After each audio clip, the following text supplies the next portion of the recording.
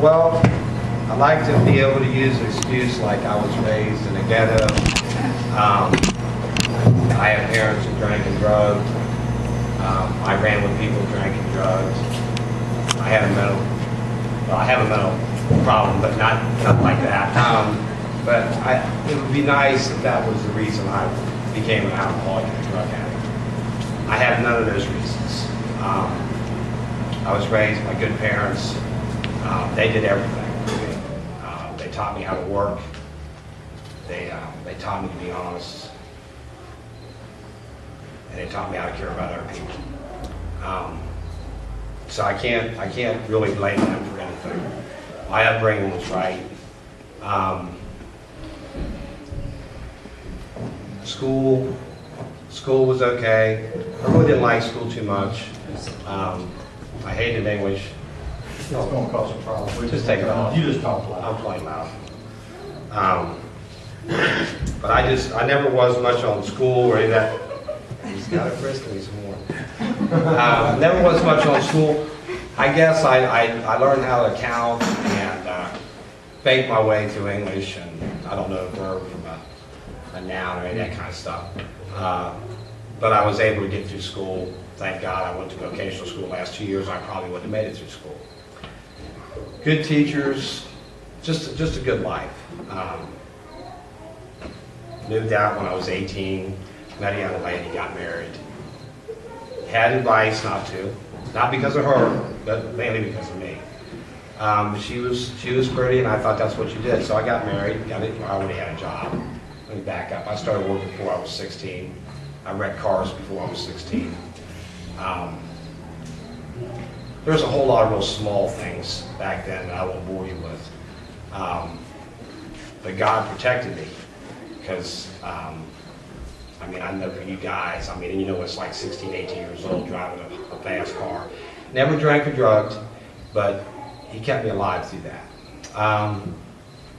Like I said, married Diane, pretty normal, non-functional marriage. I went to work, came home. She went to work, came home. No weed, no drugs. Maybe drank a little bit before I met her. But it was a mistake, mostly because I wasn't grown up enough. I look back now and I can see that. So that divorce came. I don't think I'd been arrested too many times by then. If I was, it was for speeding or reckless operation or something like that, which is minor in my story. On to the next wife. Between Diane and Barb, I kind of got introduced to weed and alcohol, but it still wasn't a habit. Worked at a Corvette shop, rationalized taking stolen cars apart because I didn't steal. It was okay. Made lots of money, toolbox of money. Didn't drink or drugs, so really didn't have anything to spend it on except cars. That marriage wasn't real good either. Again, she was an older girl, probably had her life a lot more together than me. She was a school teacher.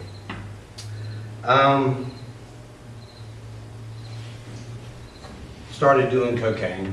I can remember playing ping pong against some guys who were drinking, and I won't really tell you the amount. I'll just tell you what it costs, because people don't use cocaine really don't have an idea, but it's a real small little bottle back when I started. About half of a lipstick or chapstick, and it was $100. I won that playing ping pong. I can remember living in Clifton. I was single then. I set it on the dresser. It sat up for 2.5 weeks. That amount of cocaine now probably wouldn't get me to that door. It's a very progressive disease, and it'll take your life. Okay, now let's see. The stolen cars come back to bite me. I got arrested while I was still married to Barb. I take it back, we were living together then. And my parents never knew. Those were 2 big felonies, but I had money, I was making money, and I had left the body shop by then, and pretty much felt that I got myself into it, I'll get myself out. got probation, had to pay the people back for the 2 stolen cars. Next incident was I was driving a beer truck for quite a while. That's where the alcohol kind of came in, and the drugs really. Drinking and driving, come home one night. Don't know what I was thinking. I'll get to that in a minute. But had bought a large amount of marijuana and had it under the seat of a car I borrowed from my father.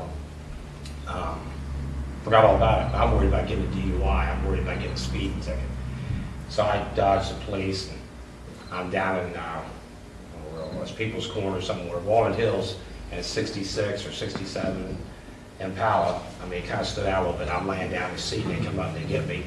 And, you know, they asked me why I still have my beer uniform and stuff on.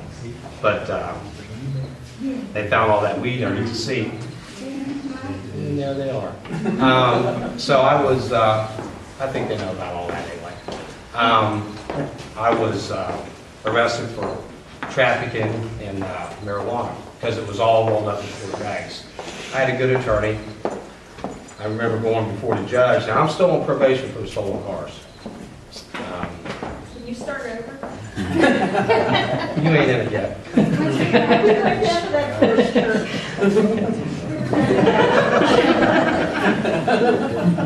was a bunch of singing going on. That's Mary and my 2 daughters. Yeah, I had a good life growing up. My parents raised me right. They all 3 know that. I chose to do the things I did. Let me even back up a little bit more. Nobody ever held a gun to my head to use drugs or drink. Nobody ever said, well, you can't hang around with us if you didn't get high. I chose to ruin my life. I chose to inflict pain upon myself. I went all the way through high school, and even a few years out of high school, I was 24 before I smoked weed. I ran with people with hair down to here. They were drinking vodka and orange juice and smoking weed in the same car. I just never used. I think I had, well, my parents instilled enough personality in me that I could get along with the jocks. I played sports. I could run with them. I could run with the hippies. And then the other people in between. I got along with everybody. I really never had trouble. Let's see, what did I leave off for them? Along comes the beer truck and that job. So anyway, I was on probation when I got arrested for having the large amount of weed in the car. And I went back before the judge. Of course, I said I had a good attorney, and I did. Best money could buy. That's kind of a trend through my life, try to buy my way out of everything. That works out there, but it doesn't work in here. And I remember a phone call that I got from my father. He didn't know where I was.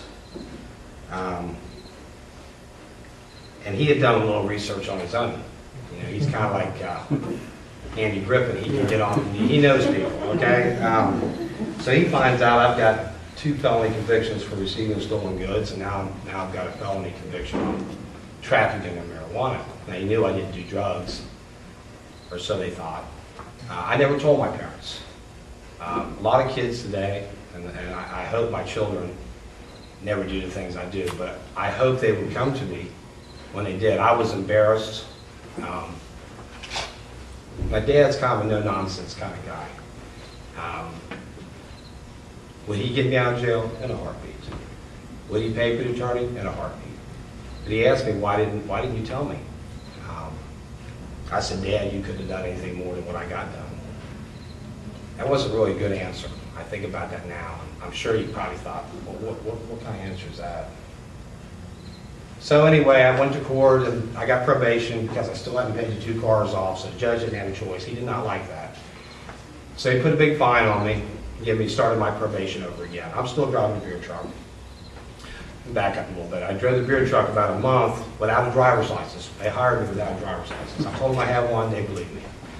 I ran into a car in Clifton. Wasn't drinking. I was looking at the policeman coming down the hill, worried about him pulling me over, so I sideswiped our car. I immediately get out. First I look over, and the guy's mowing his grass. So I couldn't really run. It's a big blue Pabst ribbon truck. It's about from here to the back of the rim. So you don't really run too good when a guy's in the yard. I wanted to run. So I get out and I tell him I'm sorry. He goes, just relax, and go over to Pabst. They got plenty of money. Don't worry about it. I go, no, they got plenty of money. I liked my job. I needed that job. So being the manipulative person I am, I took the man inside and I said, I had to be honest with him. I said, look, they're not going to pay for your car. You know, I will pay for it. He goes, no. He goes, they have insurance. I said, they have insurance for a licensed driver. I have the license. And the guy was pretty stunned. But I said, if you'll ride up to this bank up here in Clifton, a branch of my bank, I'll get you $2,000 cash until the car's fixed. Why he agreed to that, I don't know, but I did do that. I took him up there, I signed the note. My credit was good. And I gave him the $2 grand, got the car fixed. Another one of those things you just kind of push underneath the rug. I fixed it. Back to driving a truck. I delivered beer to a place called Taft Broadcasting. They own Coney Island. At that time they did. And the girls upstairs, it was for the executives, and I delivered 10, 12 cases of Miller Lite. I was driving a Miller Lite truck down. Making plenty of money. Married. Pregnant wife. Not the shining point of my life. Had cheated on her. There's no excuse for what I did. I truly did not love this woman. Did that make my actions right? No. Anyway, I met a young lady upstairs. They wrote me a check for the beer. And I said, well, she's nice. Of course, they were all nice. It was me. And I usually went in there hungover because I was drinking and driving pretty hard at the time. And anyway, I met her. Another girl was writing me checks, and this girl just happened to write the check for me one day. And I said, So I asked the other girl, what about this girl? She said, she's not going to go out with you. You're married. And you're drunk. Now, she drinks, I think, a little bit, but she's not going to go out with a married guy. I'm thinking about all that. I'm looking at her. I'm thinking, okay. So I proceed to work this story out that I'm separated from the pregnant wife. Pretty good story. You know, my stories were pretty good then. Later on, I think you'll find, if you knew me, my stories were not believable. They were ridiculous. I couldn't even believe them. But anyway, worked this routine. I delivered there once a month. So it took me several months to get back to the redhead. That'd be her. So I convinced her that I was separated. She didn't have nothing to do with me. Failed to mention to her that she was pregnant. Never mentioned it to her. It's not the kind of thing you throw out there when you're trying to get somebody to go out with you. Not a decent person. Not a good person. Anyway, and I just thought she would be another girl that I would go out with, and you know what we do. Unfortunately, or fortunately, unfortunately for her, but fortunately for me, I fell in love with her. The reason I knew I fell in love with her is because I remember one day after work, she was going out with her friends. I told her I was stopping to shoot some pool. We were kind of living together then, kind of. And she said, okay, go ahead. My friends want to go downtown, have a drink. I hung the phone up. I was at the bar. I got about halfway back to the pool table, and I thought, are you out of your mind? Are you going to stay here with these guys and shoot pool and drink beer and let her go down and meet somebody decent? And I called her back and said, I'm just going to go on home. I saw meet you at the house. Nobody ever had that effect on me. Nobody. I always did what I wanted to do. Always. Always. No matter what the pain. Not just to myself. This story ain't about my pain. It's about the people I hurt. It really is. I lived through it. God got me through it. I don't know how I got the other people through it. I really don't. Anyway, so we proceeded to get together. My first daughter, Lindsay, was born. I got the divorce, and me and Mary got married. At the time, I don't think she'll mind me saying this, but at the time we partied a little bit together. Bought a house, lived in an apartment for a little bit, you know, didn't have a car. I didn't have a car, I still got in the shed I got locked up in, you know. She's driving a little Mons, a stick shift, no air, living in an apartment, no air, and hardwood floors, and one day she says, what makes you happy? What would make you happy? I said, money. Money makes me happy. I think I was being probably as honest as I could be, because I was secure with money. Money has always been a security blanket for me. Anyway, long story short, she says, well, I got plenty of, you know, if anything happens to my parents, I got plenty of money. I'm looking around before I went, I'm thinking stick shift car, no air. Okay, you're pretty, I'll go with that, you know. She proceeds to introduce me to her parents, and I was raised, again, by two people that worked their whole life. If I wanted something, you know, if I couldn't get it, they get it for me and I pay them back. Spoiled is really not the correct word, because I worked for the stuff I got. I wasn't a clothes person, I was a car person. You know, my dad co-signed my first car when I was 16, and really I never looked back. And it was many years before I had to ask my dad again for help. I prided myself on that. I thought, you are the man. You can do what you want to do to whoever, however you want. And you will be all right. You got it like that. That's an illusion. Anyway, she invites me to her parents' house. I go out to a little brick ranch. Nice, impeccable. I mean, I sat at a little drop-leaf table with 2 seats. Her mom serves me a BLT. I pick the second half of it up, and she pulls the plate out to wash it. I mean, she cleans. I mean, I was like, wow. So we laughed, and I said, yeah, I'm thinking, yeah, they're cool. To me, I'm thinking, but they ain't got enough to supply or keep me at where I need to be. I'm gonna, you know, I'm already got my money now. I didn't say that to her, of course. Next time, she says, well, next time we go out, I'll share this. She says, get in that hall closet and pull that steel box out. Now I'm getting excited. I'm getting excited. I pull it out, I open it up, there's, you all got family albums, right? These were $20,000 CDs, 3 to a page.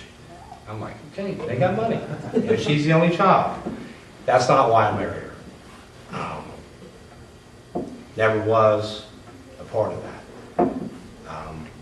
I believe that when I say that to you, because I really loved her. Okay, we're moving on, we get a house, I lose my job. These beer drivers was making $40,000 and $50,000 a year in 84, 85 are going to go on strike. I'm thinking, are you all crazy? You know, let me help you with this. But I was like 41 or 42 and 44 drivers, I was low down. So they voted to go on strike, go on strike. Now I'm out of work, we just bought a house. I'm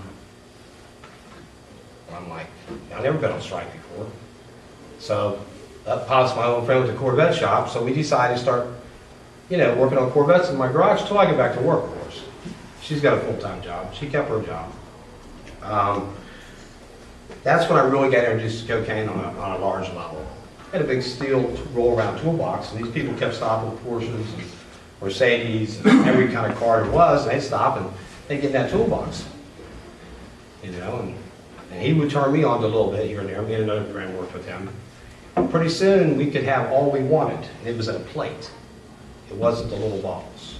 All you wanted. I can remember Mary coming home and saying, what do you want to eat? And I'm like, nothing. You know, I lost a lot of weight. We've probably been married maybe a year or 2 by then.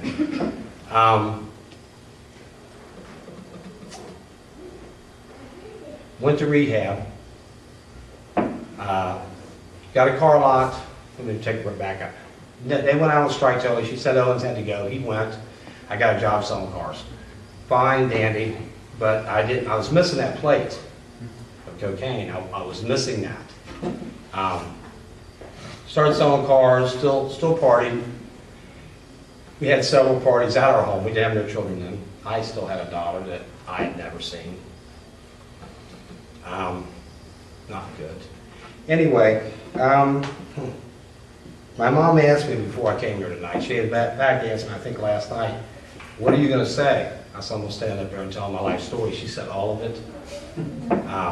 No, I said, just the low lows and the high highs. So I may skip some stuff, I'm sure I have. There's a whole bunch of felonies in there, and there's some here and there. And, jail will not keep you sober. Locking somebody in a box will not keep them sober. Didn't me. Okay? But anyway, so we partied with people. She never partied like I partied. Pretty soon, she couldn't get up and go to work. She'd have a headache. She's a regular person. She's not like me. Okay? My counselor and good friend now said, he said, those are earth people. They're not like us. Well, I said, cool. I'm thinking, well, there's more for me. Yeah. And then that causes problems. So we got our own little car lot, and I proceeded to snort cars. I was snorting cocaine then. I had good credits. These dealers, I met a dealer, a used car manager, that I could trade in cocaine for used cars, and I bought like 10 cars for $300. You know, it was another one of the things that, you know, you help me, I help you. I always find I know today, I could go in a bar, and I could tell you who's partying in that bar today. And I haven't had a drink or drug in over 2 years, but I know, I'm drawn to them. It's funny like that, ain't it, Cecilia? Anyway, made a bunch of money. I'm meanwhile shooting pool in the basement by myself all night. She's coming home going to bed. She's a regular person. Not good, not good. I started not coming home. Not because of other women, because I was getting high. I was ashamed of it. I was trying to hide it. That's where the lies really kind of went from pretty good to terrible. And they got worse. They got worse. So it was kind of like, get your life together, blah, blah, blah. She went to Al-Anon. Smart girl. Wasn't long after she went to Al-Anon. I'd been selling to a guy for over 6 months. I wondered why I never partied. You know, I'd sell him the cocaine and the bowling alley, and he'd just leave. Dude, we can do it right here. The bartender let me do it right on the counter. It ain't like that. We got it good here. We can do it. He left. Well, he was an undercover agent, federal agent. So I sell him an ounce of cocaine, and they charged that car like they had Dillinger. I mean, they held me on the ground, hands out, feet out, with their feet. And where's the guns? Where's this? Where's that? Tell us, go back up here to the guy I know you bought it from, they said his name, and you get another ounce of cocaine, and you won't go to prison. I don't know, it's mom and dad or what. I've been called old school even before I was old. I'm not telling on nobody. I don't know if that's right or wrong today. But anyway, I got myself in it. I'm going to get myself out. I get locked up. I call her. She's not going to get me out of jail. Not today. It was our 5-year anniversary. I forgot about that. Anyway, had to invite her, didn't I? Anyway, it was a God thing. I mean, all the times I got arrested, yeah, they were policemen, yeah, they were agents, but really God was trying to save my life. I mean, it's a no-brainer.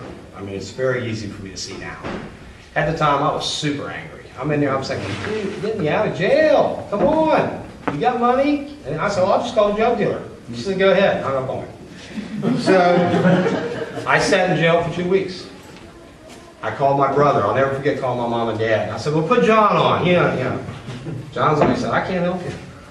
I said, dude, you will help me. You would get me out of jail. No, I ain't going to do it. Probably saved my life. No doubt. So I sat in jail. I ate every bologna sandwich that they gave me and everybody else's. They were there for a day. I was in there for a while.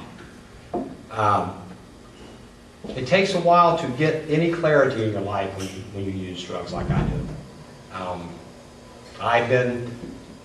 This is early on. I was arrested many times after. I never came down. I got arrested high, got out high, continued to stay high. And I use the word high now because I was getting high. Later in my life, you understand, the drugs quit working. That's a little bit later. So anyway, So they say, well, if you'll go to, they call my attorney, my buddy, my dude. Leave him in there. Do not get him out of jail. He will go right back. His name's Bob Suttle. Smart man. So I finally agreed to go to a care unit. Basically, I just want out of jail. I went to a 30-day unit at Christ Hospital. We were done, pretty much separated. You do that when you go to jail. That's what they're supposed to do. They're supposed to go on with their life. You know, I mean, the smart ones go on with their life. This one must have hung around a little bit. I don't know what was up with her, but I get out of the hospital. I go to some meetings, but my disease was like this big now. So I was able to stay clean and sober. I stayed clean and sober from 30 to 42. Wait, I got back up. Yeah, I got arrested then, did the 30-day unit, stayed sober from 30 to 42. That's right, that's right. Huh? Yes, many rehabs. Rehabs are good. There's nothing wrong with rehab.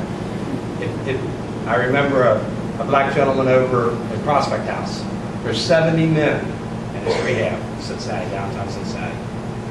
68 of them were black, and there's me and another guy. This dude was this tall. Smoked a cigar that long. I walked in his office, you know, I still got my Corvette, I still got my shop, got my mom running that. I still got a house, got rental property. You know, still got my truck. I still had a driver's license. You know, I went to jail, prisoner somewhere in Kentucky and got shocked out if I went to the Prospect House. They told me 60 days. I get there, it's 6 months. I'm ready to leave. I'm like, hey, I'll just go back to jail. Maybe not. But I remember that gentleman saying to me, Rusty, I won't guarantee I can keep you clean and sober. He said, but I guarantee you, if you stay at least 90 days, I will ruin every time you ever get high again. And I thought, who's he think he's talking to?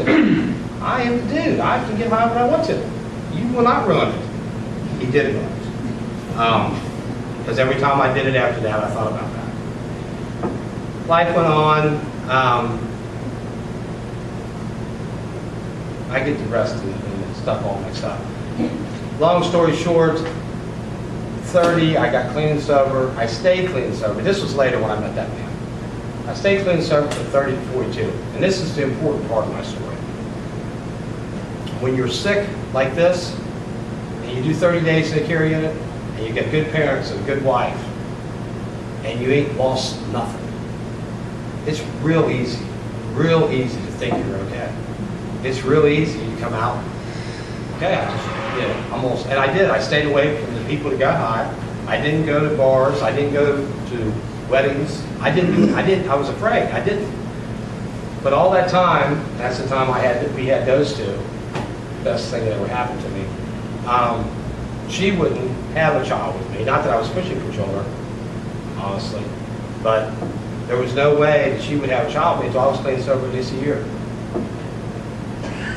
Life got good quick. Business was good.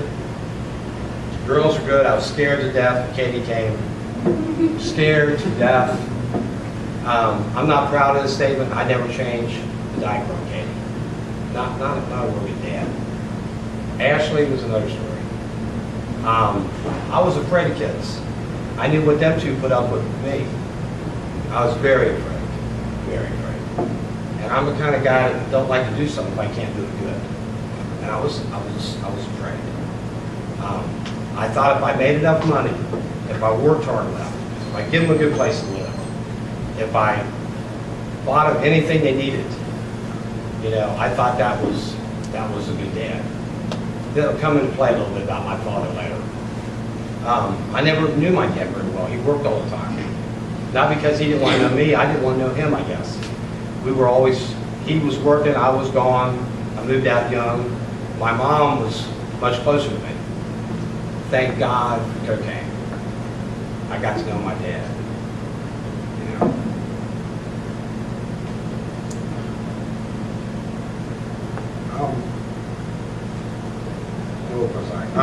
Anyway, the girls came, we moved to Harrison. Everything looked good in the picture. The house, the cars, the money, the wife, the beautiful daughters. Everything looked good. The problem was, from 30 to 42, I was getting sicker and sicker and sicker inside. I was still an alcoholic and an addict, and I wasn't giving myself any treatment. Today, I'll get to that, but today, I get my treatment. I get my treatment first because I can't be nothing without my treatment.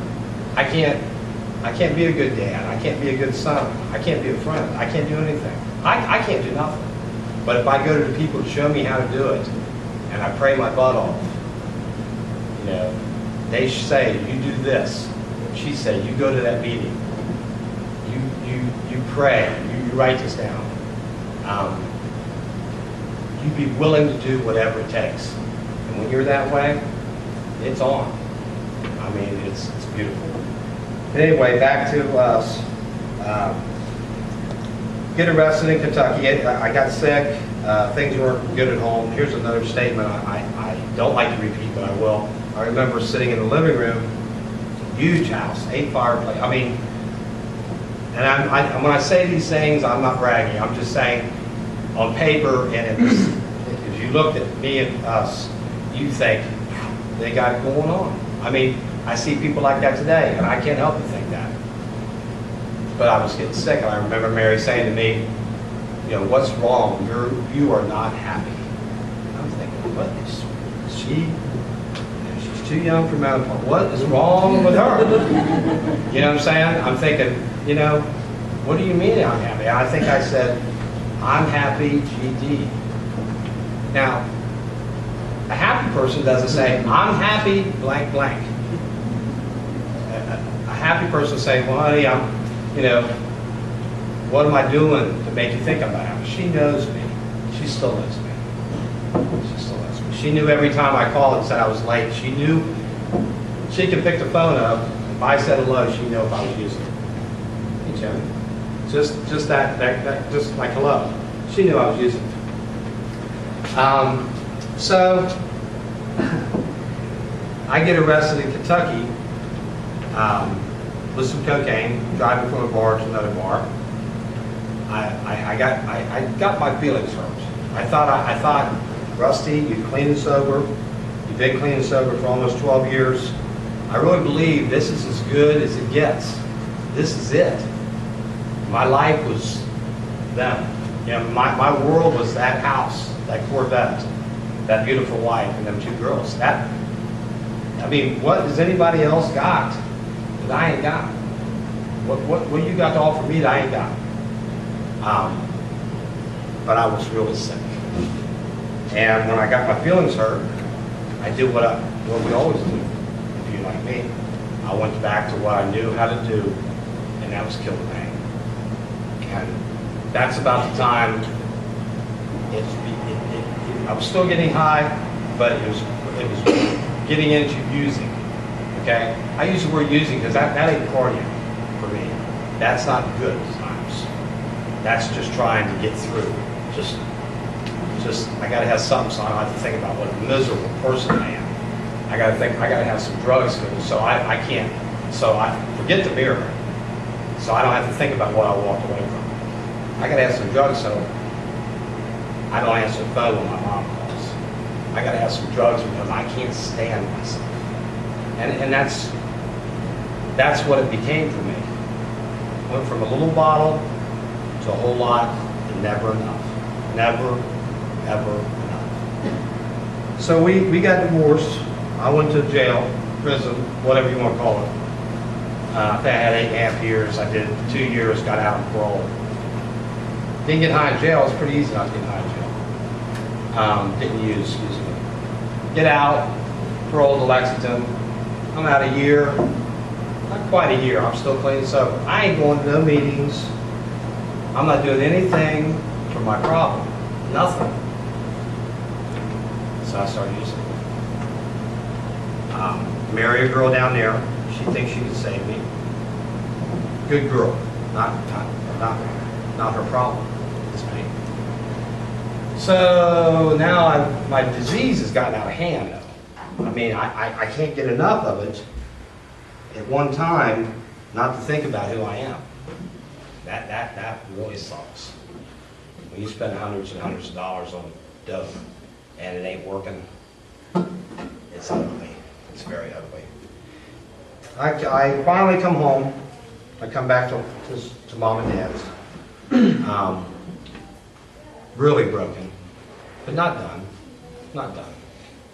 Because I didn't know what else to do. I get arrested in Claremont County twice. One time in a box truck, and I got a big bag of narcotics, pills that I got out of the lady's house that passed away, because that's what I do on my estates. I never forgot about that bag. It kind of reminds me back with the big body Chevrolet with all the weed. You know, I just forgot about it. They didn't forget about it. I had crack cocaine right there on the console of the box truck. I mean, no, it's filled. The plate's expired. I got the sticker on the dash. When you get high, when you use drugs, you're not smart. And what it really boils down to, you don't think. You really don't think. I know every person in here has got to know somebody that is doing something or has done something, and you say, what is she or he thinking? What are they thinking? That's the whole point. They're not thinking. They're not thinking. They really are. I mean, look at that. Would you walk away from that if you could think? So I get arrested. I'm just trying to figure out how I can get out of jail so I can get that box truck and get that dope off the console. I call my brother. I got this policeman talking to letting him come down and get the truck and just take me to jail. I'm good. He'll do it, but it won't go to waste. You know what I'm saying? I probably should have said that, but I will anyway. Not long after that, here's another little statement I think you probably will understand. Here's your brother, your little brother, your younger brother, saying to you, I can't get high with you anymore. You're ruining my buzz. You're not getting high. There's not enough drugs to get you high, Rusty. You know, I remember that now, clear as a bell. Then it fades me a little bit. You get these little moments of clarity, but not enough. So, I continue to, let me back up a little bit. I was fortunate enough not to have to kick any doors down, put a gun on somebody. I stole. I stole time from them, for me.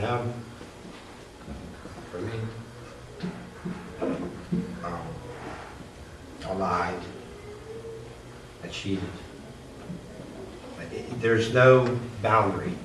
And if I use today, there's nothing sacred on this planet that I wouldn't do. So that's why I don't use.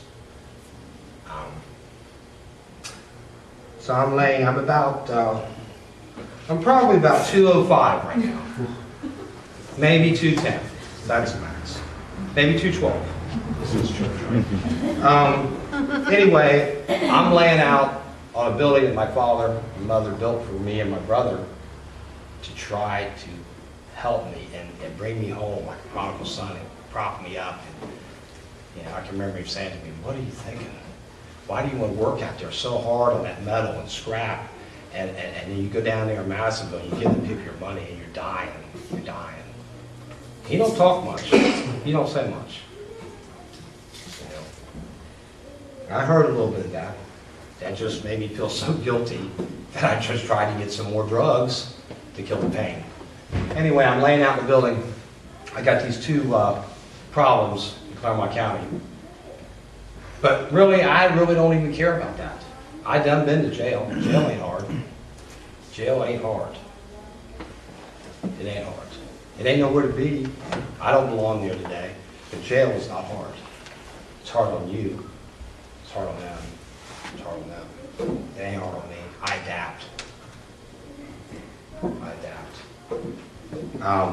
So I'm laying on these piles of clothes. If you've ever been to our building, Jim's been there too. But anyway, I'm laying on a bunch of clothes and stuff. And it's kind of crazy out there.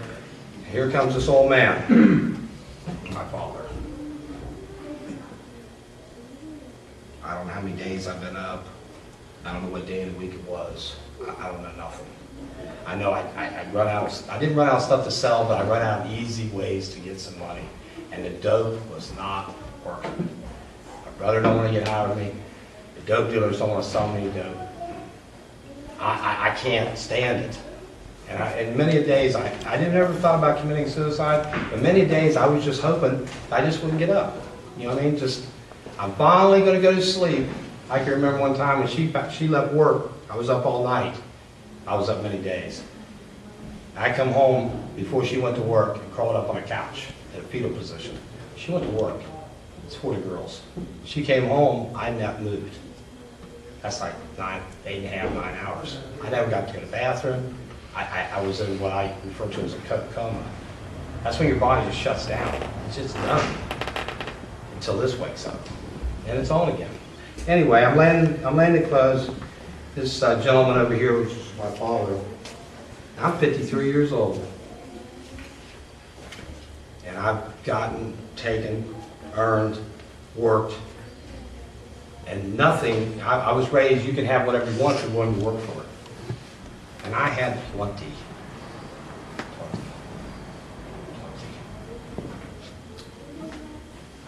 Oh, one other thing. I can remember when me and her was going through it, she said to me, I can't do this no more. She said, I wish it was another woman because I could fight for you. I can't beat cocaine. She was right. I can't beat it either. I tried. I'm not a quitter, guys. I refuse to quit. Quit just ain't in me. Now, if I don't want to do something, you can't make me do it. You can't make me. Really. You ain't going to make me do it.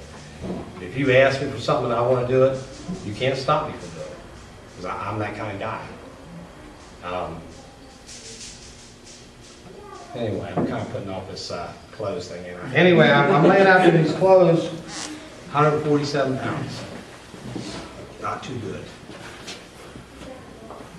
My brother's not in very good shape either. He was about half the size he is now. You know why? Because I can manipulate, I can get the money.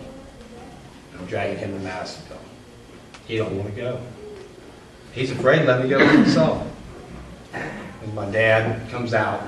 And I remember I ain't asking for too much in my life, really. And I thought I was somebody because I didn't do that. And I'm laying in these clothes and I hear him come in. I'm hoping he won't see me, you know. He said, Rusty. And I tried to act like I was asleep. He wasn't going for that. He says, Rusty. And I said, yeah, Dad. I'm still laying down. He goes, you got any place to go?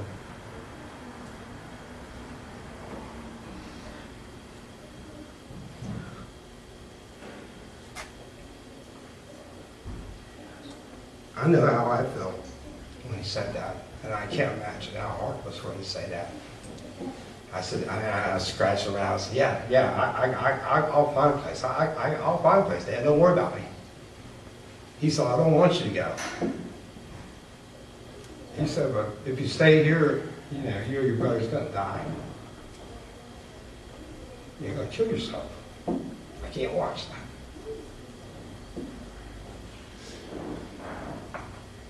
And I don't know.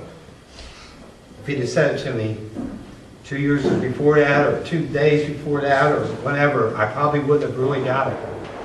But I stood up and brushed myself off what was left of me, and I went to the house. And I got a phone book out. I called FRS. I called anybody. And they said, yeah, we can interview in about 2 weeks. I remember looking at that phone going, that's not going to work. So I called Payne Valley. This lady said, yeah, you can come in. Let me call you back and see if I can get you in for an appointment. So I go in for the appointment, and I meet Cecilia. They got a big old stack of papers that you got to go through these questionnaires. I'll do that. You, I'm sorry, Barry. Maybe a towel.